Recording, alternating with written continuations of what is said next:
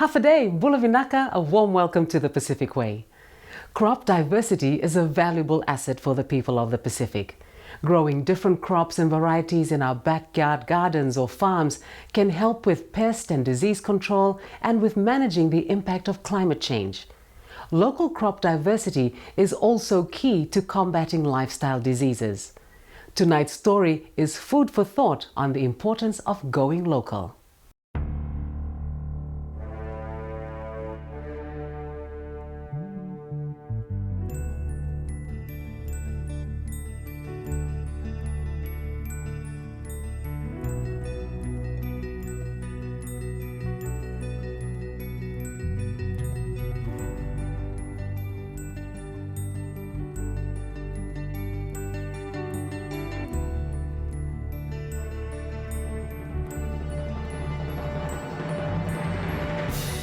Pacific Islanders love their food. It plays an important role in the culture and tradition of Pacific Island societies. There are certain foods that are common throughout the region and form part of the staple diet. Crops such as taro, yams, breadfruit, banana and cassava grow in abundance and are consumed in large quantities throughout the Pacific. However, as countries develop and progress towards modernization, there is the danger that Pacific Islanders are fast moving away from traditional foods and are relying heavily on imported processed foods that are often of low nutritional value. Increasing dependency on imported foods has become a major cause for concern for people in the region. With changes in dietary habits, new pests and diseases affecting plants and crops, and climate change, there is now immediate concern to ensure that plants and crops endemic to the Pacific are preserved in gene banks to be used in case of major catastrophe or pest invasion. This is where the plant genetic resources plays an important role. It is all around us, though we are not aware of it. It is crucial to our well-being and survival. In November 2006, at the annual Pacific Agricultural Plant Genetic Resources Network PAP Grand Meeting, experts came together to discuss and share information on work being done in member countries on plant genetic resources. Plant genetic resources refers to the diversity of plants used by people for whatever purpose, whether it be for food or for shelter or for medicine. But even within each crop, within, let's say, taro or breadfruit, there are lots of different varieties with different names, different characteristics, different values. And these different varieties are different because they're genetically different. In the Solomon Islands, the Custom Garden Association has been working for some years on preservation of local foods and crops. Custom Garden Association began 10 years ago. When it started, it was just a group of local farmers spearheaded by a guy called Johnny Tutua. He was the one who started Custom Garden. Custom Garden Association was formulated mainly to look into regenerating our Solomon Islands traditional ways of gardening, as well as trying to preserve indigenous knowledge so that we don't lose it. The emphasis on local crops is one of the main focus of the association. Yes, Custom Garden largely focuses on local traditional crops such as taro, yam, pana, and sweet potato, even though it has been introduced, but it is now a major component of the local diet, so to speak. The preservation of crops and trees for food security is what the Secretariat of the Pacific Communities Center for Pacific Crops and Trees is doing through its gene bank. The Regional Germplasm Center is SPC's regional gene bank. And like you say, it used to be called the Regional Germplasm Centre, but its name has now changed to the Centre for Pacific Crops and Trees. And this change in mandate reflects very much the recognition that countries in the region, and therefore SPC, gives to the importance of trees. Trees for food security, trees for nutritional security, and also the potential that trees have for sort of generating income. So whereas before, with the Regional Germplasm Centre, we just dealt with crops, now we're dealing with trees. So in SPC's centre, we can maintain the country's individual diversity as a regional gene bank, and we can maintain it safely. While maintaining diversity and food security are vital for the Pacific, so too is the awareness of growing and eating local foods. While there has been a big shift away from this, a number of countries in the Pacific have initiated programs to encourage locals to value and appreciate local food crops.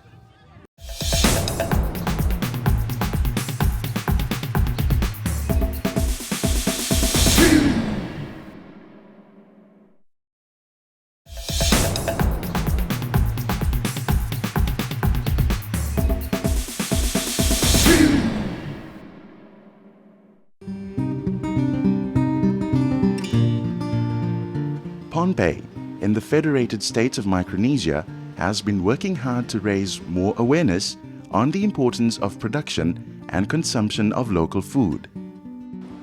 The Island Food Community of Pohnpei is a non-government organization working with local communities to focus attention on the importance of local traditional foods, along with an interagency participatory approach.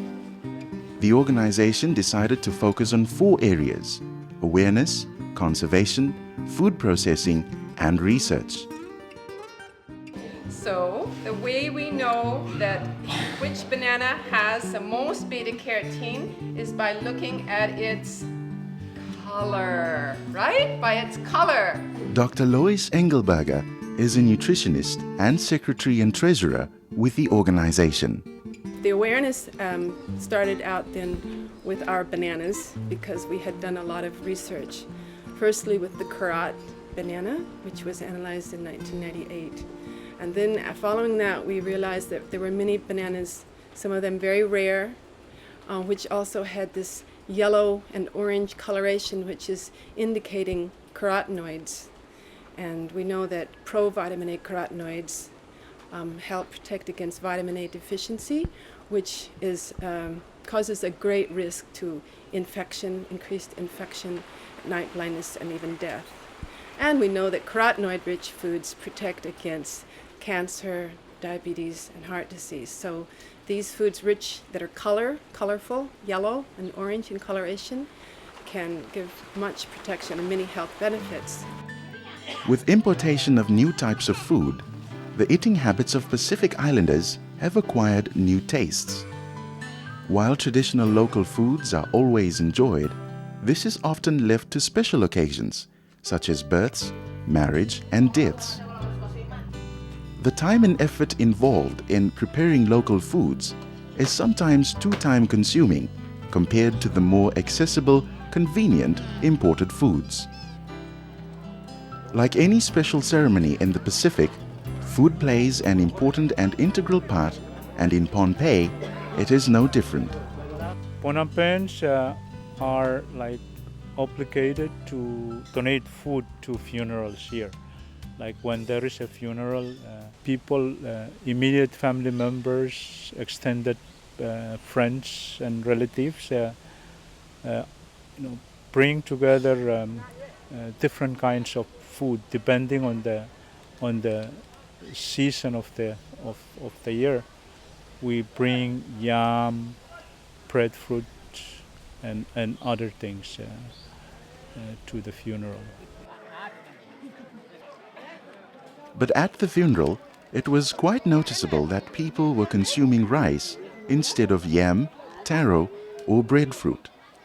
Yeah, it's an unfortunate change because of convenient, and also it's easy for people to cook, and it's so they're more like people are moving toward purchase food, rice, frozen chicken, and canned meat because of convenience sake. If we have to purchase the locally produced root crops, in some cases they can be more expensive. So that is also a factor. New Caledonia is also confronted with the same problem: higher consumption of rice than local food crops. Yam plays a significant role in Kanak culture and tradition, and to this end, the Yam Conservation Unit in New Caledonia was established to promote, but also to continue the tradition of yam planting and consumption of this important local crop. Nous avons créé le conservatoire des yams dans l'année 2000. The Yam Conservatory was established in 2000 and inaugurated in 2003. The aim of the conservatory is to promote the yam all around the custom areas in New Caledonia. For example, they want to put one garden in each custom area in New Caledonia, with all the varieties of yam related to the area.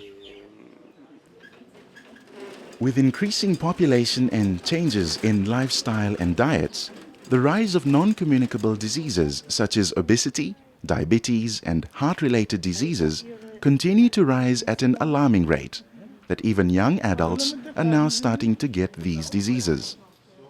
One person who sees firsthand the changes taking place in people's diet and how it is beginning to affect them is Dr. Johnny Hedson, a surgeon at the Pompey State Hospital. Complications of diabetes, usual, food ulcer. The traditional way of eating here is mostly from crops from the gardens and also fish from the reefs. And it takes a lot of effort and work to harvest them and also to process them. But in the last couple of years, probably over the last 20 years, with the changing economy and the monetary exchanges, people have resort to convenient food, which is usually food coming from outside, including processed food from the stores, and easily fixed food. Doesn't require a lot of work. There is concern that with the changing dietary habits may come the possibility of the disappearance of certain traditional crops.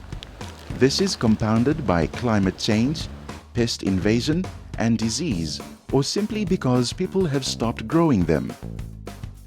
The International Treaty on Plant Genetic Resources for Food and Agriculture, ITPG-RFA, was established to facilitate access to crops essential for food security and at the same time engender support from countries to share these essential genetic resources.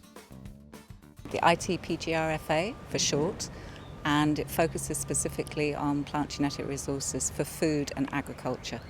And what it basically does is encourages the sharing of plant genetic resources. And basically plant genetic resources are varieties of crops.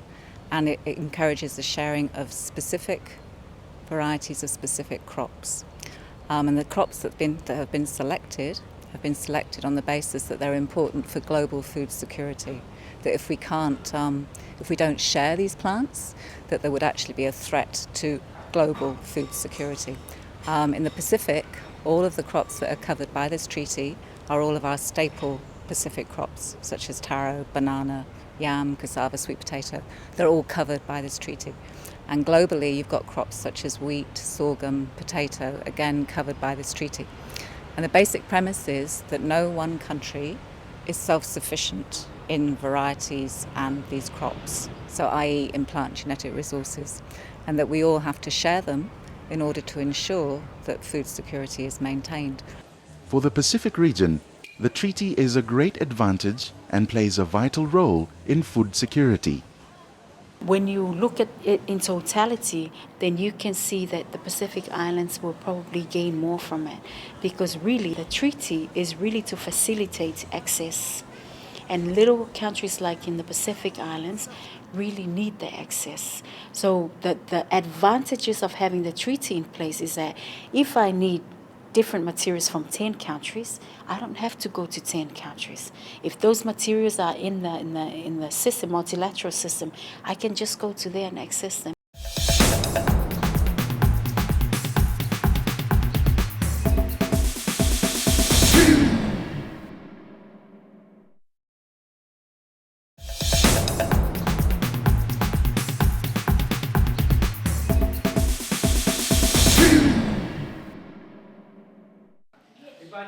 Awareness and education are key elements in helping people understand the importance of proper nutrition and plant conservation. In Pohnpei, the term "go local" has been widely used and now accepted by the Island Food Community Organization. Berman Weilbacher, who has worked with the government, and he coined this term, "go local," quite a few years ago. But we liked it because it has a lot of meaning to it. In fact, our NGO, the Island Food Community Pohnpei, focuses on food security, health, economics, environment, but also culture. And that term, "go local," embodies all that and has many different meanings. So we thought that would be a good thing to call this club. And the students, they were really enthusiastic, and we want to focus with the youth because the youth are that's the future. Dr. Lois Engelberger and the members of the Island Food Community of Pohnpei have been working closely with women's groups and schools, both at primary and secondary levels. They've been working in collaboration with the Conservation Society of Pohnpei, CSP, to raise awareness on the importance of local foods. Nick Donray is the Education Program Manager of CSP, and as part of his outreach program, he visits the schools to talk on conservation of the environment, but also on the importance of eating local foods. We're basically trying to work together to, educate the children of Pohnpei about the importance of local food. How important it is to, try to eat local food because, a lot of Pohnpeians are catching a lot of diseases because they're, foregoing local foods and munching on imported foods nowadays. Not too long ago, diseases that now beset Pacific Islanders were unheard of, but the large number of deaths arising as a result of poor lifestyle and diet is alarming. The highest cause of death in Pohnpei State Hospital is from cardiac cause, heart disease, diabetes leading to heart disease or hypertension and stroke. So whereas in the past we see a lot of complications are from infection, nowadays because of the trends that change, is more people are having complications from non-communicable diseases. Because of these, I presume because of these more convenient way of acquiring food. The dietary changes are very related to changes in lifestyle. Imported food is more convenient and oftentimes is cheaper. If you're buying the local food, then the imported may be cheaper. The tastes are changing. The young people are liking new tastes. There's many changes in working patterns so that people are sometimes busy. It's very difficult to promote vegetables in Pohnpei where they have not been eaten traditionally. The staples, breadfruit, banana, giant swamp taro, the different types of taro, and yam are the real heart and culture of the staple foods.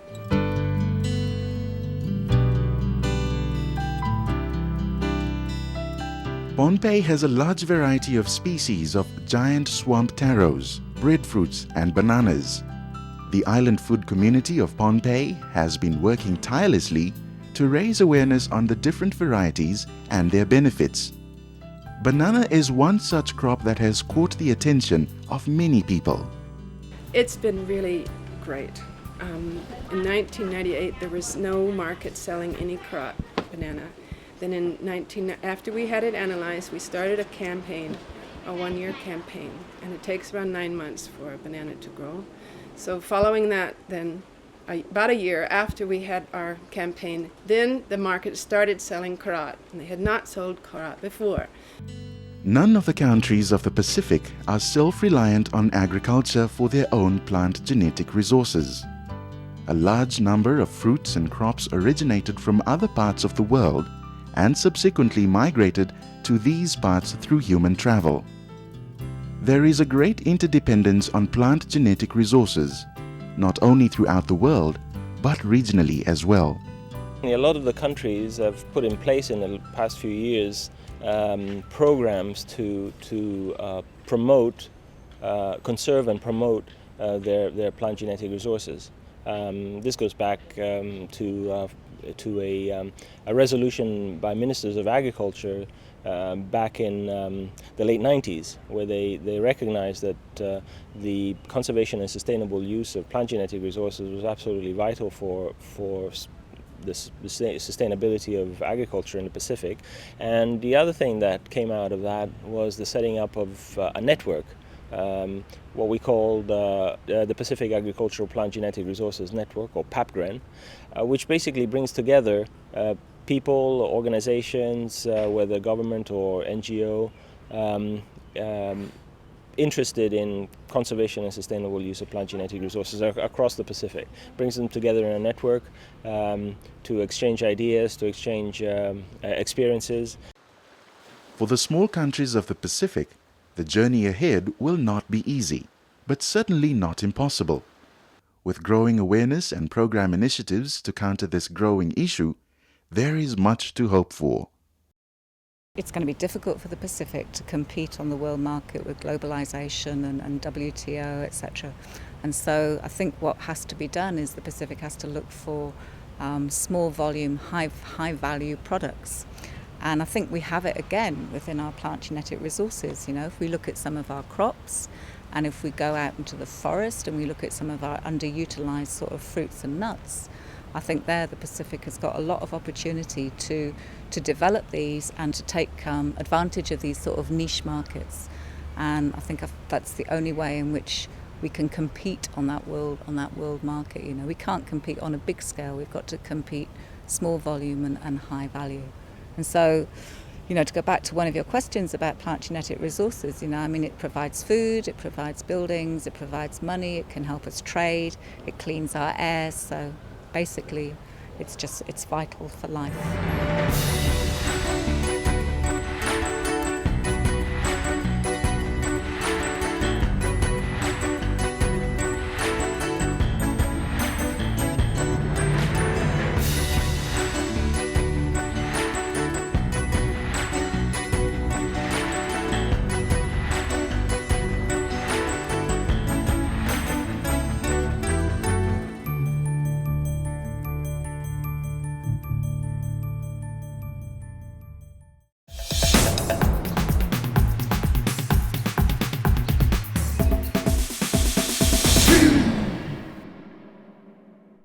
I hope you enjoyed tonight's story. Unfortunately, we have to leave you, but do pay us a visit on Facebook or on YouTube if you'd like to know more information about the show.